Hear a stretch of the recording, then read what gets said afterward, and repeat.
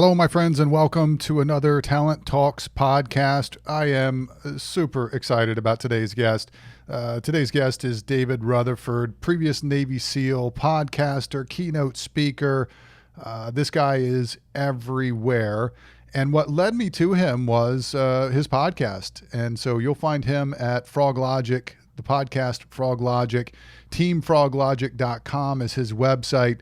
And I think that today, more so than ever, the companies that are out there that are looking to get their teams motivated and moving forward, they need leaders and strong leadership more than ever. And so I reached out to David based upon listening to his podcast, both this one, and he was associated and actually did a lot of work with a different podcast prior to that.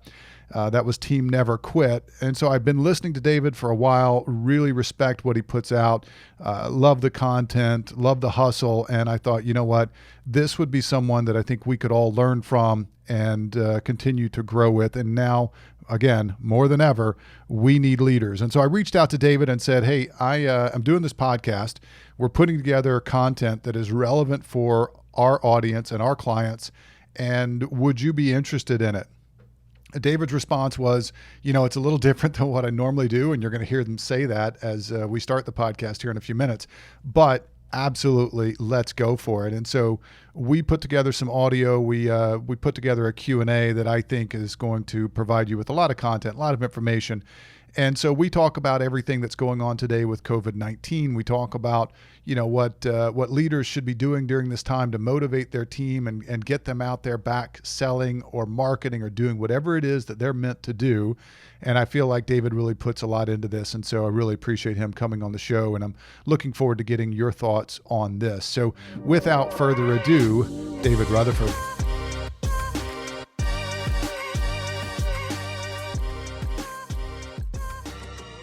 David, thank you so much for joining us today. Really looking forward to this interview, and I can't wait to get started, man. Well, thank you, Scott, so much for having me, man. It's a different than usual one that I'm a part of, but I have done a bunch of business ones. Did a big chiropractor one a little while back, and so I'm just so thankful that you found something about my message that might help your people. So thank you. Yeah, brother. I tell you, I've listened to your stuff for a long time. I listened to the old podcast. I listened to the new podcast, and what I see about you that I think is more relevant to my audience today now than ever is just your ability to go through adversity, come out of it stronger, and really just to continue to push that leadership. Just to push the leadership to a higher level to get people motivated and ready to go out and work. That's the whole plan. And I mean, I've spent really the last 25 years trying to figure out that exact question is, how in extreme environments do we entice people to dig in deeper, have more resilience, and really discover the positive pathologies required to get in and thrive when everybody else is being beaten down, right? I mean, that's essentially right. What SEALs do. And so, yeah, I appreciate it. So yeah, absolutely. Well, you've touched on a couple of things, right? 25 years of leadership. You talk about the SEAL training. Let's take a few minutes and just take a step back. Let's introduce people to who you are, who is David Rutherford, kind of what's your background, and then what has you, doing what you're doing today. Sure. Grew up in South Florida, ended up, was a big athlete. My whole dream was play football, collegiate football. And that didn't end up working out. Ended up getting recruited by the lacrosse team at Penn State. Thought I'd walk on the football team, but the freshman quarterback that year was a guy named Kerry Collins. And if you don't remember Kerry, he was probably one of the greatest quarterbacks in Penn State's history. One of the best quarterbacks, played 16 seasons in the NFL. And yeah. Just the reality of performance thresholds hit me square in the face. Physics alone, my release point, is at like about 6'3.5", and the average line at Penn State was 6'9", 300 pounds. So just those physics alone impeded my pathway. But I wasn't prepared to handle that failure. I hadn't done the work on trying to understand fear and self-confidence yet. And I collapsed. And after 4 years of battling pretty extreme depression, had my first real God moment and woke up and decided I needed to get back engaged and be a part of a team. I had always succeeded in life by committing mentally towards a team, right? Putting my team ahead of myself.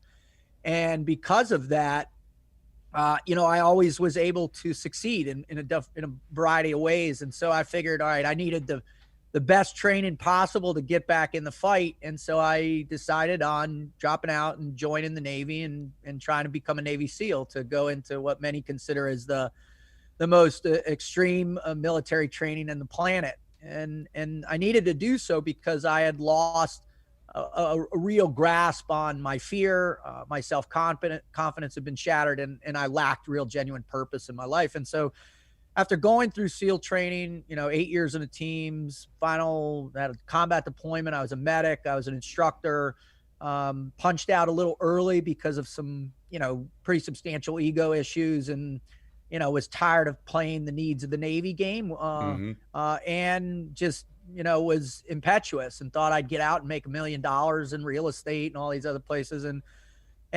punched out early and really struggled for years. And even though I went to work for Blackwater for about 2 years as an international curriculum and training specialist. Wow. Worked overseas in Azerbaijan, started a program there.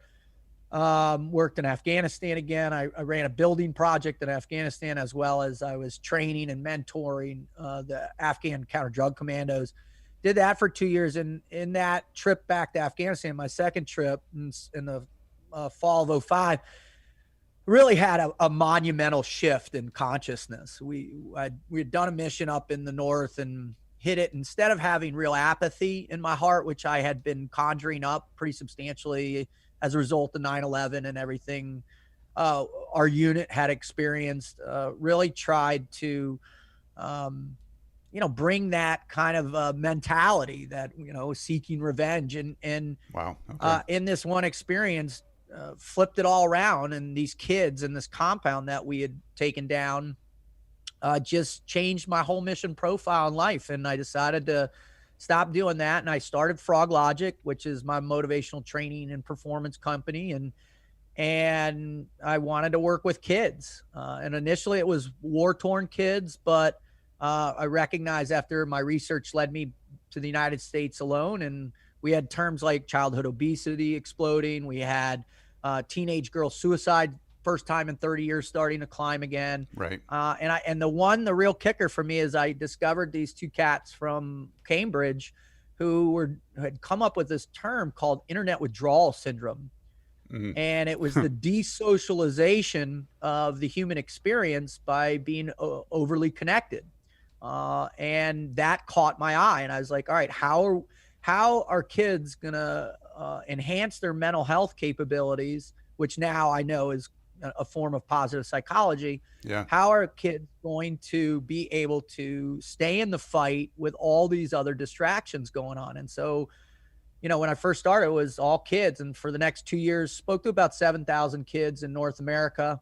Got started with some corporate speaking. And when I started, I was horrible, man. Just absolutely horrible. I was so bad because I really believed that you could take the framework of SEAL training and just apply it to a civilian organization. I was still young. Hang on, man. You hold that thought. I've gone back and listened to some of that stuff. It wasn't horrible. I mean, you had your 5 points. You had the things you were talking about. Come on. You're not giving yourself enough credit. Scott, I've refined this over the last, really since 2008 when I first started speaking of corporations. I've refined it considerably. And the real refining process happened after the economy collapsed. I had to pick up a gun again to support my family. Yeah. And this time I went to work for the CIA. And so for 2 years, I trained case officers, and, in a variety of different things, but mostly it came down to where we were trying to, for the first time since Vietnam, case officers and special operations guys were co-located on bases. And, when I originally started it, I was like, all right, you guys need to think about how we act so you can better help us. But then after a very short period of time and a very quick education from some very experienced, very smart people, I realized that intelligence is really the driving force behind any action that we do in a geostrategic world that we live in. And the support of special operations was really there to help facilitate any actionable intelligence received by different intelligence agencies, and how to better work that. So my main focus and goal became to really help case officers understand our mind frame. Right, when you go through the farm, it's 180 degrees opposite of going through SEAL training. I mean, it's just a completely different mentality. So David, what's a case officer? Take a step back. What is it for non-military types? What's a case officer? So a case officer is what you would probably think, or people who aren't familiar, is Jason Bourne, right? Jason Bourne is works for the CIA. However, what they don't always want you to know is that Jason Bourne is within this special activities division, and it's a paramilitary influence and all this. Well, real case officers are basically professional interviewers and very intelligent, highly capable human beings that know how to read human beings and know what questions. And so let's say I'm a young person. I just graduated from, Georgetown's Foreign Affairs Department. I got a master's in foreign affairs. I get recruited by the agency. I go through the farm and I graduate. And then 2 weeks later, I'm in Ramadi, Iraq.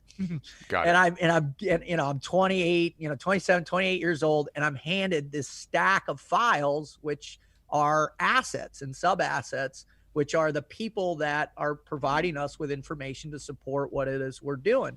So as this young person, I'm supposed to go and sit down, and and all this is open source. So, you can meet with anybody from, the cousin or the nephew of some major bond making cell, or you meet with one of the major bond makers themselves, or a senior ranking member in, the Iranian intelligence force that we flipped, or whatever it might be. So the variables in those discussions in terms of intellectually what you have to be able to manage are staggering.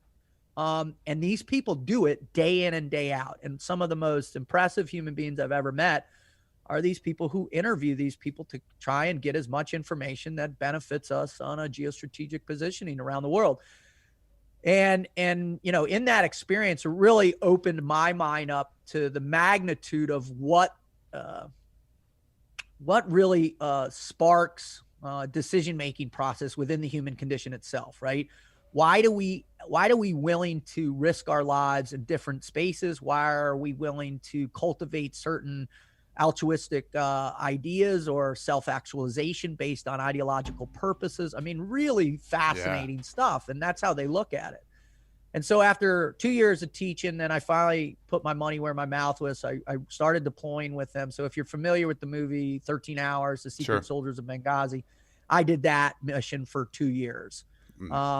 And there got a full dose of just the very incredibly complicated world of espionage and intelligence. And after 2 years of deploying, my now ex-wife said, "Hey, if you keep deploying, we're done." And so I said, "That's it. All right, I'll do this." And by the sheer luck of God, an old buddy that I'd gone through training with back in the day was working for a financial company out there called Pioneer Investments, or now it's called the Monday Pioneer. Okay. And he said, he reached out, and he was like, "Hey, Rut, man, are you still speaking?" And I'm like, "Yeah." And he goes, "Do you suck?" And I'm like, "Come on, man." And he goes, "Listen, if you're any good, I'll hire you. And there's 42 wholesalers in the organization. Then my buddies will hire. And then, well, that year I did about 30 events alone for that company." Awesome. And it was, and that was 2012. And it just blew up my career speaking. And from there, it's just built into where, I had started my first podcast called Navy SEAL Radio in 2013, way before it was a big thing. Accumulated about 2 million downloads and about 94 shows with them. And then an old friend of mine named Marcus Luttrell, the lone survivor, reached out, actually his wife did, Melanie, and asked if I wanted to do a podcast with him. And so we came up with the concept of the Team Never Quit podcast, where we would have people from all walks of life come on board and tell their greatest never quit story. And it blew up. I mean, fast. In 2016, after 6 months, we were nominated as one of iTunes top podcasts of 2016. We just took off from there. And after about 3.5 years, I ended up wanting to walk away, about 124 shows, I think it was, just because I was gone for almost 3 months out of the year in Texas recording. Right. And right. I didn't. And now I had met another person. I'd fallen in love. I was getting married. She had 2 children. I have 2 children, 4 kids now, 4 daughters.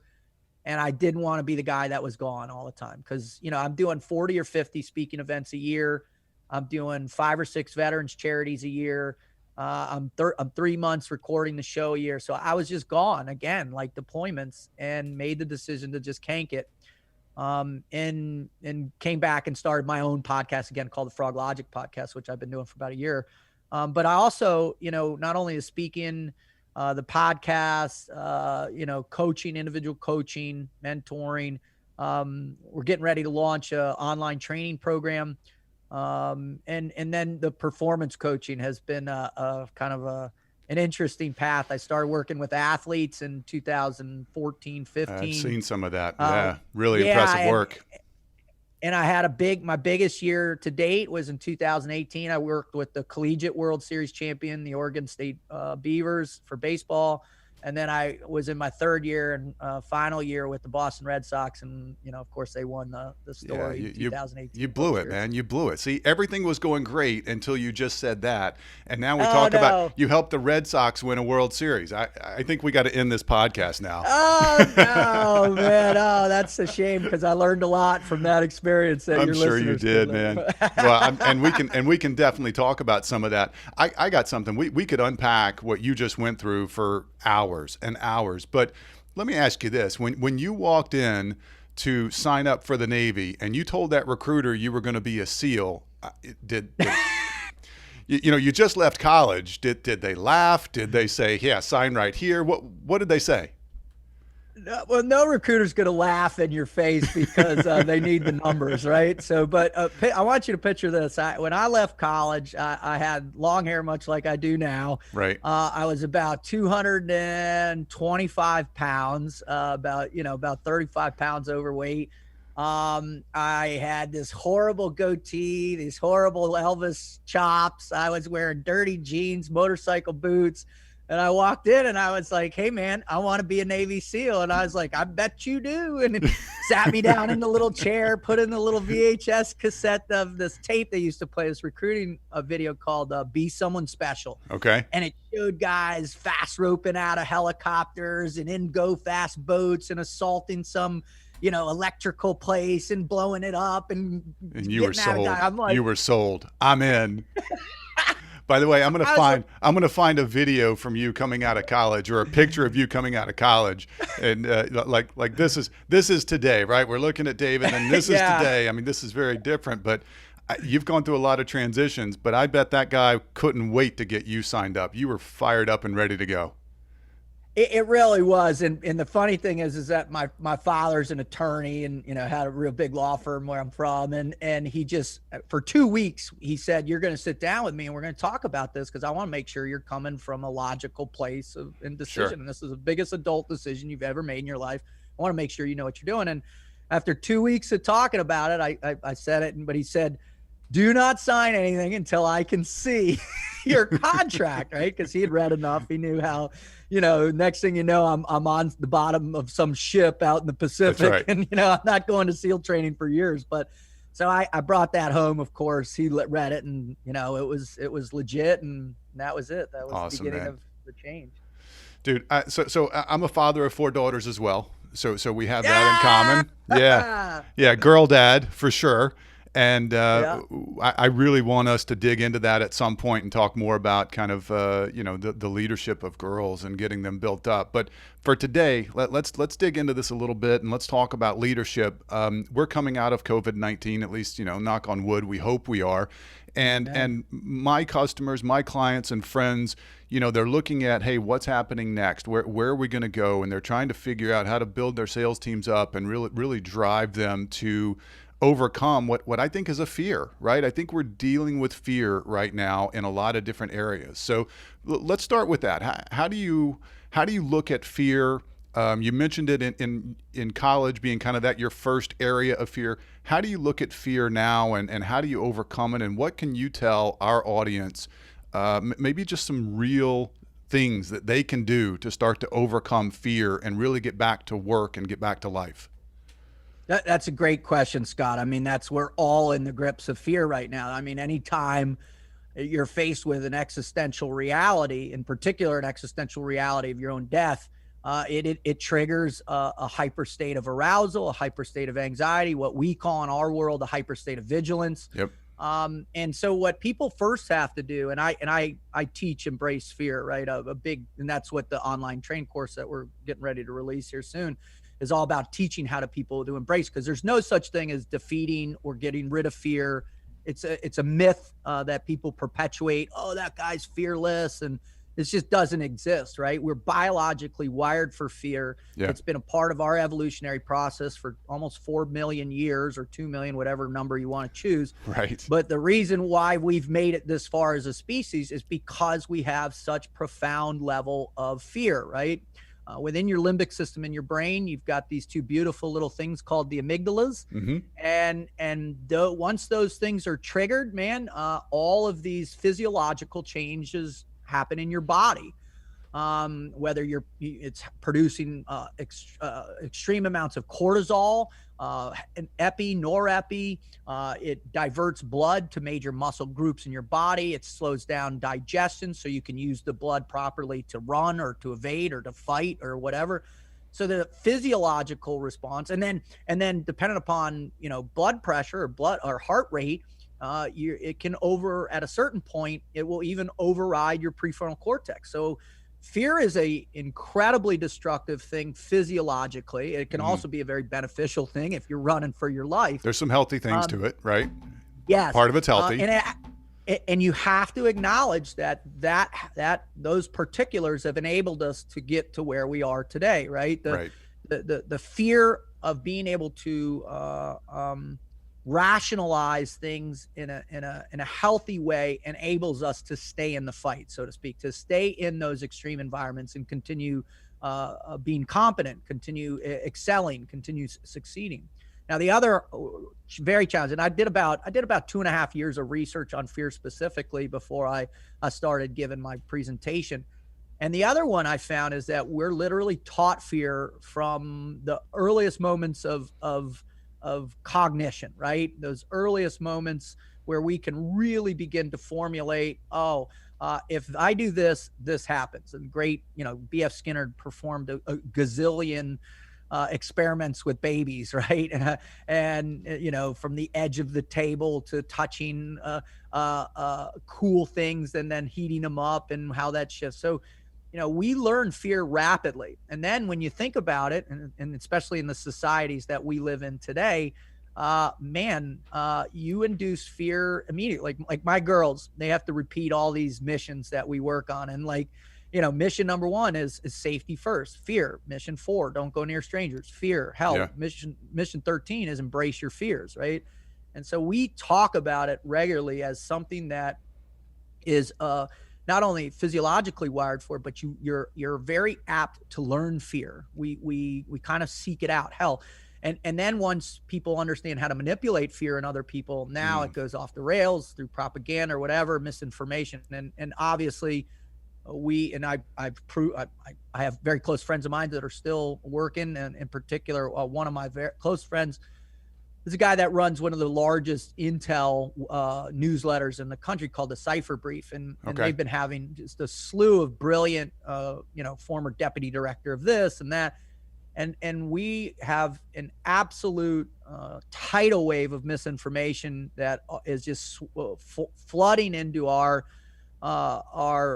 screens Yeah. on a daily basis from these state sponsors, China, Russia, Venezuela, internal Marxists. I mean, it's profound right now. And if you're pre-wired to believe in some capacity that there's a very real and present danger, it alters your perspective on reality significantly. It's just the way we're wired. So physiological fear, learned fear, all have massive. Now, you had asked, what are some things you can do to learn to embrace that? But besides shutting everything out, right? I mean, I can't watch the news anymore. I really can't. I decide what my day is going to be like first thing in the morning. My wife loves to turn on the news, and I just walk away. I can't even be around it. So besides doing that, because you can't really turn off everything, what can we do to kind of overcome the fear and let's get back to work? What can these leaders do to get their people to overcome that fear? It's not going to go away, right? It doesn't go away.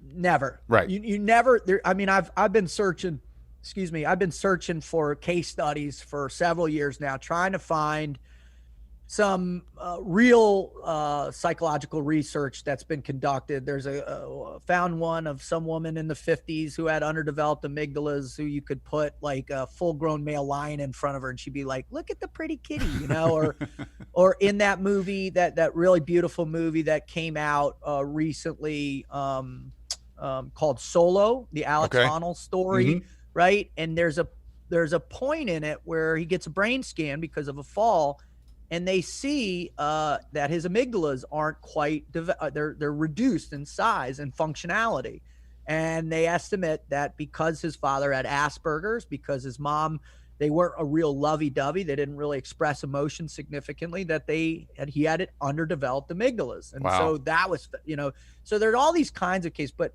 inevitably it's what's in your brain, it's how your brain is wired. So we all have fear, and it ain't going anywhere. Now, the number one thing that I'm helping people right now, and I'm giving an online presentation to organizations called Pandemic Motivation, finding a pathway through the pain, where I take the four strategic concepts within Froglogic training and help people break down or dissect what they might be suffering from, what they might be experiencing, and then how to get back in it. And so fear itself is really a derivative of our perception of it. And so the number one thing I always suggest with people is to really learn to understand your fear.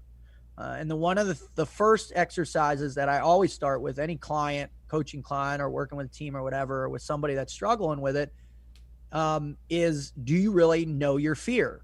And so I give them an exercise where they have to write down all their fears, every fear they had as a kid, every fear they had as currently, and every fear that they have in the future. And then they have this list of fear. And I'm willing to bet you've never done that, have you? Never done that. No. Yep.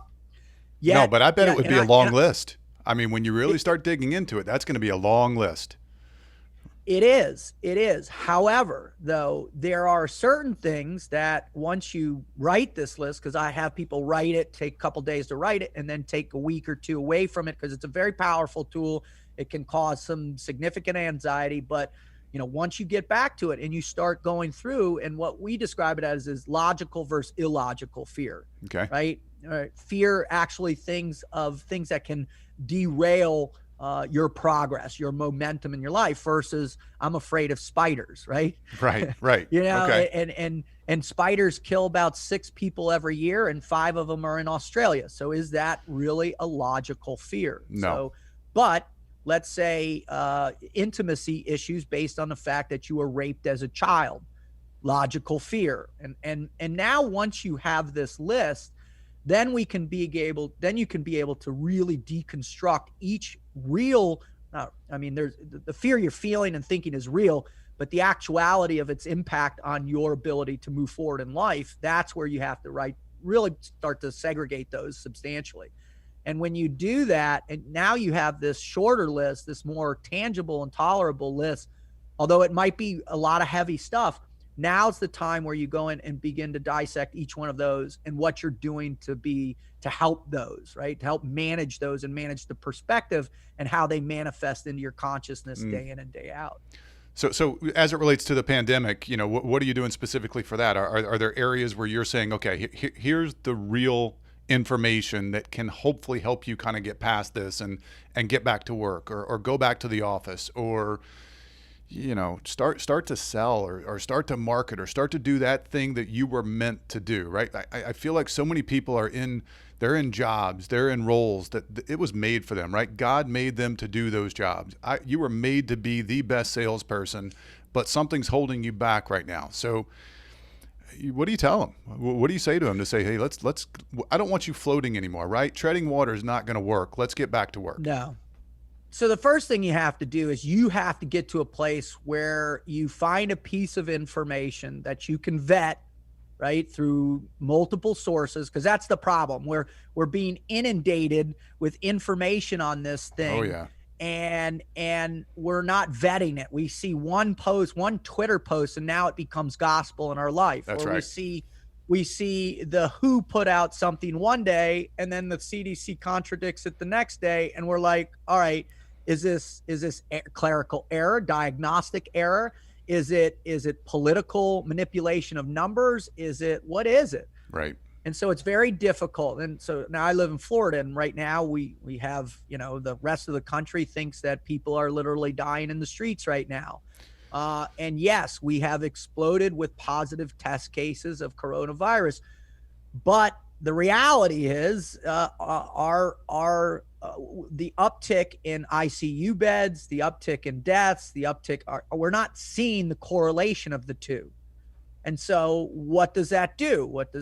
It starts to, where we were somewhat converged because of the quarantine. Now we're starting to see test cases pop and the deaths are staying the same. So, you have to make a conclusive decision on what you're going to believe, right? And if you're going to believe that there is a massive health risk for you, because you have to do the diagnostics on yourself, right? I just saw a post from a pretty credible source that suggested that, here is the list of things that are really put you at high risk, right? I follow this thing on Instagram called North American Rescue, and it's a medics type thing on Instagram. Very, very capable human beings on the front lines, first responders all around the world. And they're, if you have type 2 diabetes, you're at high risk. If you have COPD, you're at high risk. If you have sickle cell anemia, high risk. If you have a heart condition, high risk. Now, if you're over here, if you're 35 and under with no pre-existing healthcare concerns, you're at a substantially low risk number. And then what you have to do is you have to see, if you do contract it, what are the possibilities you might experience, and what do those look like? And that data is hard to find. That data is really hard to find. You've got everything from this was the hardest experience of my life. It was 10 times harder than the flu, 1,000 times harder than the flu. So where I had some a little eye pain and my headache, and that was it. And I was fine 3 days later. Yeah, but that's what makes this so strange, right? I mean, this pandemic has just been all over the place, and you wonder how much of it is politically motivated, just the news, right? What's being reported, and how much of it is real. And I think that's where people are looking to leaders to help kind of guide them. So especially in these companies that we're working with, when with the lack of leadership, people lead themselves, right? And that could be good or bad, depends on who you're working with. But we need leaders right now. Depends on what your team looks like, right? That's right. But we need leaders now more than ever. And so what are these leaders, let's say it's a VP of sales, let's say it's a CEO, what do these leaders need to be doing today to make their teams feel good about the company, what they're doing, and really try to get them over this hurdle right now? Well, in a crisis, what do let's not call them weak leaders. Let's just call leaders that want to deflect making hard decisions, right? Because everybody wants the job, everybody wants the paycheck, everybody wants the title until you're in a crisis, and then everybody's like, "That was his fault," right? And And that's the reality. So what I suggest leaders do right now is if you have to, hire an outside consulting firm to really compile the data in a way that you can utilize it that works best for your people. Like you said, I have some people that want to come in and I have some people that don't. All That's right. right. One of the things we're seeing around the country right now is through teachers unions and teachers all over is they're like, we don't want to go back to school. We don't want to experience that exposure. But yet, the American Academy of Pediatrics or whatever, Senator Rand Paul quoted from him in his interview of Dr. Fauci yesterday or the day before was, hey, you have a large group of pediatric doctors around the country saying that if you don't send these kids back to school, the mental health issues you're going to face are going to far outweigh the sickness that anybody might experience from COVID, right? Now, granted, if you're a teacher and you're in high risk, I'd be afraid too. So I'm not discounting them, but there are ways to support them, and there are ways to make sure that you can make a healthy decision that you make you feel good. I mean, there's great podcasts out there. I'm a big Joe Rogan fan. Yeah, like me too. Else. Me too. And he had that woman on who was talked at length about vitamin D. Yes. And vitamin D deficiency. And so if you're locked in your house or your apartment for 3 months at a time, you're not being exposed to the sun, you're going to be vitamin D deficient. What does that do? That increases your rate. According to, I think these were London statistics, if you're vitamin deficient, it was like 75 to 80% higher probability of mortality. Wow. if you're in high risk, if you contract HIV, and we have a huge percentage of our population that is vitamin D deficient. So that's right. And since that show, I've been taking my 5,000 IU every day just to make sure just to make sure. Right? And I'm in the sun all the time, but I want to make sure I'm covered. So great leaders should get help compiling that information, and then make good decisions and disseminate, giving your people opportunities if they're in major fear. If they're not, try and help people come to a factual idea. I mean, that's the hardest thing that we're facing right now. And I just recorded a show last night where I broke down the 3 biggest areas that we're dealing with, right? Are the pandemic, right? Yep. Is the social unrest or social revolution, whichever side you want to call it. Right. And then the political situation we're in. And what I tried to do is say, hey, listen, if you're on one side or the other of this thing, it still doesn't negate your need to be able to get to a fact. Right. And because that's how we make logical decisions in our life, when fear is not governing our decision-making process, but fact is. And I know it's debilitating to try and find facts right now, but that's the way we begin good conversations. That's the way we find solutions, is when the facts can be clearly laid out, and then people in leadership positions can make decisions based on that. Awesome. I love it. And I'm assuming that you're going to say the same thing. We'll hit a controversial, or what could be considered a controversial subject, BLM. How do you look at BLM within your company today and make sure that you're addressing it appropriately? What's the right way to approach it? Well, we've been so blessed with this individual that works for us as a contractor. African-American guy, brilliant guy, and he's really been struggling. I mean, he's really hurting. Yeah. And so our thing with him is like, man, you take all the time you need, you figure it out. We want to support him. We want to make sure that he feels as if he's in a part of a place that is about inclusivity, that's about diversity, and most especially that we're empathetic for where he's at. Yeah. And that's substantial. And we want him to feel that. But, on the other side of it, you always got to be careful when your organization is susceptible to those who are seeking political power, right? And when I think, one of the interesting things that came out recently was, who is helping with the accounting of BLM, and where's all that money going, and how are they using it? And we've certainly been able to discover and decipher that within the BLM protests, and by far largely are peaceful protests, Sure. that there is an active Marxist groups out there that are trying to utilize these individuals who are as pawns for their incursion, if you will, in the destruction of our way of life. They really believe that the republic and our form of capitalism is destructive towards the equality of all human beings, and they'd like to see us in a socialist system. So you're talking it's about the peaceful protest versus the rioting and everything else going on, right? That's kind of that mix, right? 100%. There's been there was a journalist that got access to the chop zone recently. I was walking around, undercover, and was handed, I don't know, multiple pamphlets on how to effectively riot and protest using your peaceful protesters as a screen against the police as you throw things at them or incite more violence or whatever.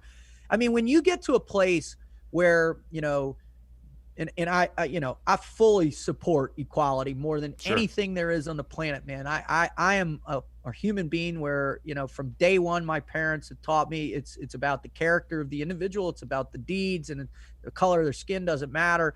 And I've tried to live my life that way. And but when you see, some of the things that are going on where, these Marxist groups are tearing down Ulysses S. Grant statues, you're confused. It's very confusing. And That's so, right. And then the real core root of it is these, I don't want to call it a myth, although the data doesn't support the accusations that cops are systematically hunting African-American men around the country. And the numbers simply don't show it. Sam Harris, who's another guy I love listening to, not always on the same page in a lot of things with him. Right. He's an atheist and I'm not, but I think the guy is brilliant intellectually. And he did just this beautiful podcast that I recommend everybody listen to. It's, it's On the Brink, or how do we pull back from the brink? And it's this beautiful, beautiful, very calm, very accurate, and very descriptive thing that's going on and what we have in jeopardy, because we've gotten away from being able to have a legitimate, healthy conversation about facts. Yeah. And it's a challenge for us right now. David, don't you find that the more you've traveled and the more you've been involved with teams, the less color or race come into play? Like I played football at Arkansas, right? We're roughly the same age. So while you were playing lacrosse, I was playing football at Arkansas, and color not an issue, race not an issue. The more I traveled after I got out and started working, traveling to different countries, you learn the different, just everything different about that society and that group and that location, and you embrace it. So I almost feel like the more we're around different groups and different people, the more all of those things just go away, right? I don't look at someone based on the color of the skin. I look at them based upon the quality of who they are as an individual. And I find that most people will do that the more they're around other people. I agree. I think, the problem is that innately, man, human beings, we're pretty mean people. We're pretty mean species. And all you got to do is just, pick any period in history, just anyone, pick the 4th century, right? You look at the Mongolian herd and what Genghis Khan did, right. Literally the most dominant, destructive, a campaign almost in human history, right? To the point where in Asia and South Asia, it's something like 1 in 16 people have Genghis Khan's DNA in their system, right? You want to talk about oppression and destruction and genocide and annihilation, and there you have it. And so this is none of these things are new. We're just human beings have a propensity to treat each other horrifically. I mean, the worst century in all of human history was the last century, was the 20th century. There's a brilliant book out there. As far as death and things like that, is that what you're saying?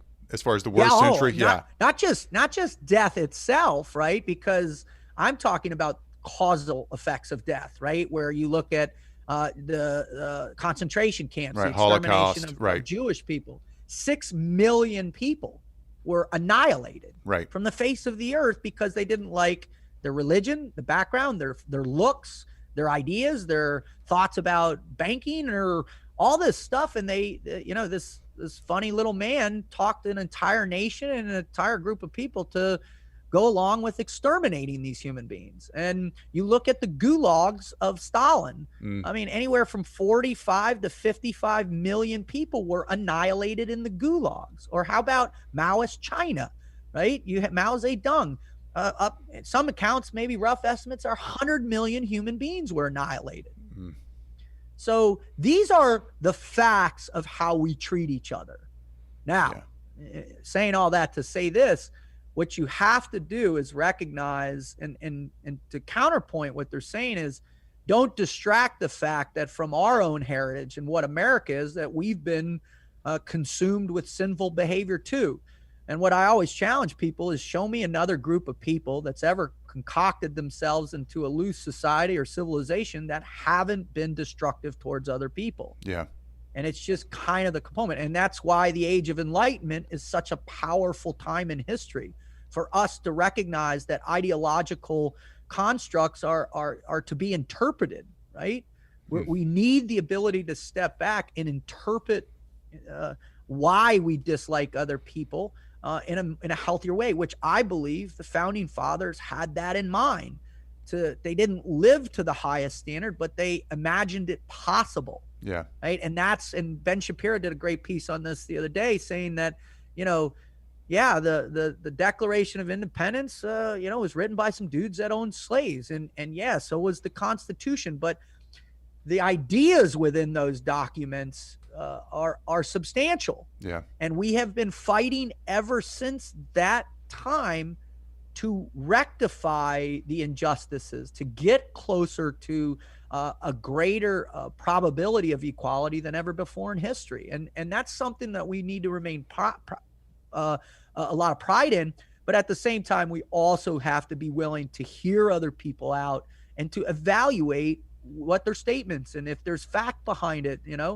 I had a guy on my show. His name's Nick Irving. He's an Army Ranger, an African-American Army Ranger. Yep. Brilliant guy, incredible human being. Yeah, that was a great show. Thank you. And, we got to talking, and man, in the middle of our talk, he actually came to the very realization that, man, I still face racism every day where I am. And he faces it within his own family, which is, a crying shame. And so, the great challenge is, how do we improve? Yeah, and I think people have lost sight of that. How do we get better? And we have the foundation to do it. Right. So. Yeah, absolutely. We do. We've got to get better. No question about it. And you're right. We have the foundation. It's a matter of, I think it's every individual has got to take it upon themselves. And if you're feeling one way strongly about that one way, you got to look at the other side. But I think that goes for everything, right? It's, we're getting a lot of news that's one-sided. We're getting a lot of information that's one-sided. If you're pushing one direction so hard, you got to look at someone else's point of view. You got to at least take a real look at it. So I've made a real concerted effort on my Facebook page to do that, and on my personal page, so I have access to a lot of friends and longtime relationships, to say, all right, hey, let's do this. Let's all come to a conclusion on what needs to be addressed, and what are some solutions that we can do. And then I'm going to do a whole show on what happened on this line. Very cool. On this thread. And, I'm probably about 2 more weeks away from being able to do it. Right. But it's time consuming and it's exhausting. And man, even if you try and engage in a healthy, respectful argument, people are offended at the drop of a hat, and then they start throwing stones at each other, and it degrades rapidly. And now all of a sudden you're back to square one. And how do you go in and repair that again? So these are the most, there's a brilliant guy out there. His name's Jordan Peterson. I don't know if you've ever read any of his stuff or heard, but he's got this brilliant book that he spent 20 years on. And I'm just starting the book now, and it's fascinating. What he does is he analyzes the 20th century and why human beings are so horrific. Okay. It really gets down to it. And he looks at Nazi Germany, looks at the gulags, he looks at Maoist regime in China, and really to see why and how it happens and how societies allow it to perpetuate. And once the mobs get in control, how do they maintain control? All these really challenging things. And I think it gives a lot of insight onto how we feel about one another. Yep. And mostly though, I'll tell you, just like you said, traveling the world, the one thing I've been able to experience, I've been a lot of different places, is, we all have these beautiful similarities, right? We experience life in our own unique way, but there are so many profound similarities within the human condition. And the number one unifying thing that I found is our assessment of pain, right? If you have loss, you feel loss, and that's a similar feeling. If you've been oppressed, that's a similar feeling. If you've been incarcerated, you know what that feels like. If you've had childhood trauma, there's a place in you that can have empathy regardless of what the color of a person's skin, what their religious background is, or where they're from in the world. So it's our collective pain that really should be the starting point for healthy discussions. Yeah, and you used the word empathy. I love that word. I think that all of us should take that and kind of embrace it at this time and going forward. But David, let's jump into more of the talent side. So we're a talent business. I run a talent company. We focus in certain areas, the life sciences area. Let's talk about talent. So when you're looking at talent or talent that you're considering bringing on to your team, what are the three things that you look for in an individual before you would decide, yeah, I want to embrace them, I want them on the team? Well, what are those three things that are most important to you? That's probably the greatest question that you can ask when you're trying to recruit for your organization, which in your mind is elite. So you have to think in elite terms. So one of the things that we do is we really look at a person's actual training background. Okay. What is the real training they have received? A lot of people have gone through certificate-based courses or maybe degrees in college that didn't quite relate to what they're doing now. And so then it becomes, all right, let's look at your work history. Where have you worked and what training did you receive in those workers? Because training is everything. We have a saying in the teams, you're either trained or you're untrained. There is no in between, right? And the higher degree of training you have, the greater skill sets you'll have, period. Right. That is the most factual statement that's ever been said in the world, right? So we look at prior training. The other thing we look at are some indicators in terms of elite performance indicators. And I work with a guy who has this beautiful test that when he used to work for Naval Special Warfare, kind of put this thing out to screen recruits who wanted to be Navy SEALs. And he interviewed like 500 special operations guys and said, what are the character traits within elite performers? Okay. And so, we take some of those core concepts and really what it is, one of the top ones is, do people have a selflessness in their vocabulary, a selflessness in their actions? Do we see an endemic behavioral traits that really exemplify the team life mentality? Do people want to put other people ahead of themselves in order to succeed, or is it only about them, right? Okay. How much time do I get off? What are my bonus structure look like? What is this, instead of, hey, what are the opportunities I can have to benefit the team? What training can I engage in? Can I interact with other operational components of the organization to learn more about what we do? Yeah. These other very key questions of that desire to be more team oriented. And then the last one by far is their ability and their perception of perseverance, resilience, right? That we found that, and me in particular, in terms of my research and everything that I've been doing over the last 25 years, is that, it's the individual that can take the beating and dust it off as a major learning tool and get back in the fight in a relatively short period of time, right?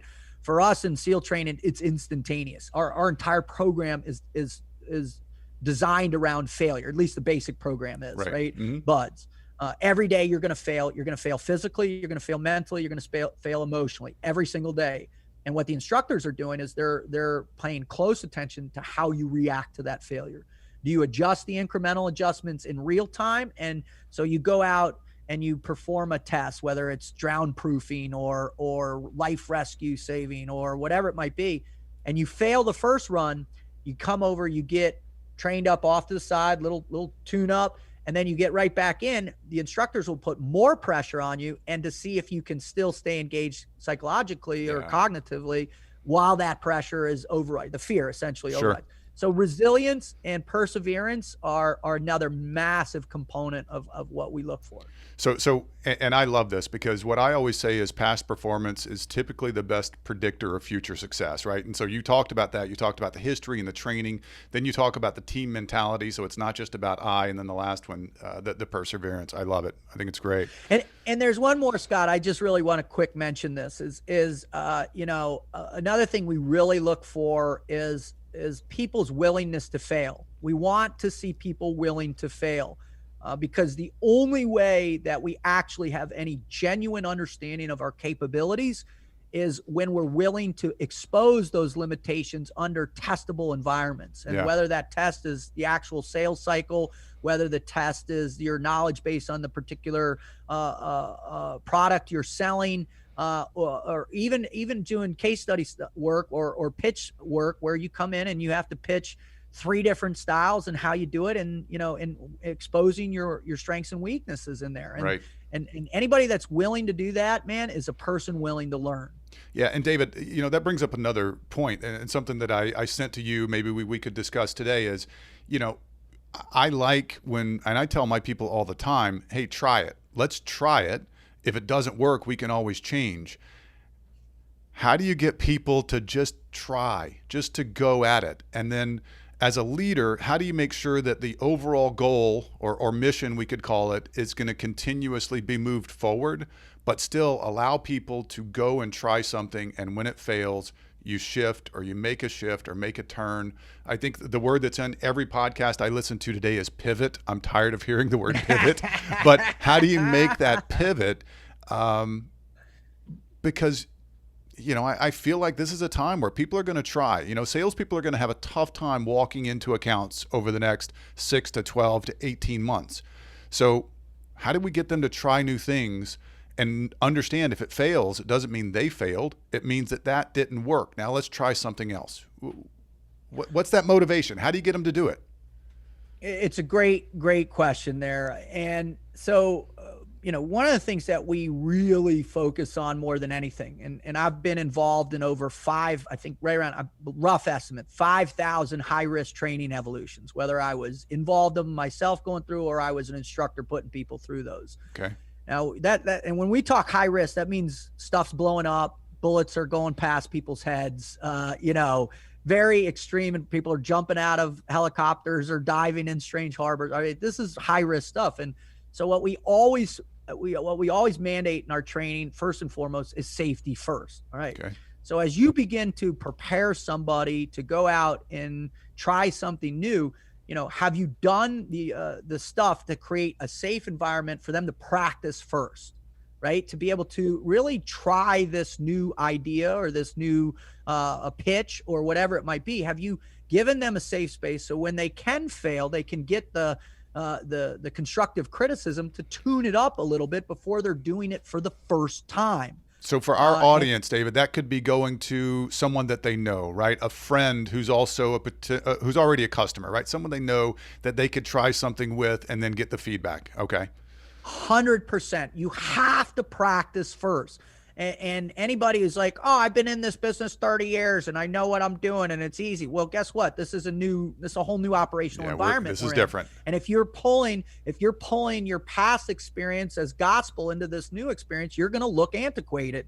And if you're not able to use the vernacular or the technology that's relevant today and having been practice it in safe environments to where you can get the effective constructive criticism to tweak it and adjust so it's a better pitch cycle or better pitch or whatever, then you're setting yourself up for the operational failure. What people want to know why all the time, why are SEALs so good at what we do, is because we train nonstop. Yeah. We train the mistakes out. That's what we do. That's what we don't train. We don't train to get it right. We train until we don't get it wrong. Right. And that's a critical aspect of how people have to focus on developing new skill sets in this difficult time. Yeah, I like that. Train until we don't get it wrong. That's cool. David, tell us about any new programs. You had mentioned you got a new program coming up. How can people find you? What programs do you have? What are things that maybe our audience could benefit from that you have coming out? Awesome. I really appreciate it. Well, I mean, I've obviously the podcast, I've got a lot of great shows. There's a great one you can start with called Who Am I and Why Am I Here? Which really just proposes the question that most people cease asking themselves, once they leave Psychology 101 for the first time back in when they were 18 years old, and they stop asking these critical questions. So that's a good show. Also, all the Team Never Quit stuff, man. If you want that good stuff, raw, hardcore internal motivational stuff, those shows are just priceless. Here, I'll see. I think I can pull it up right here. Episode number 7. Who am I? Why am I here? Froglogic podcast, right there. All right. That's it. Thank you so much.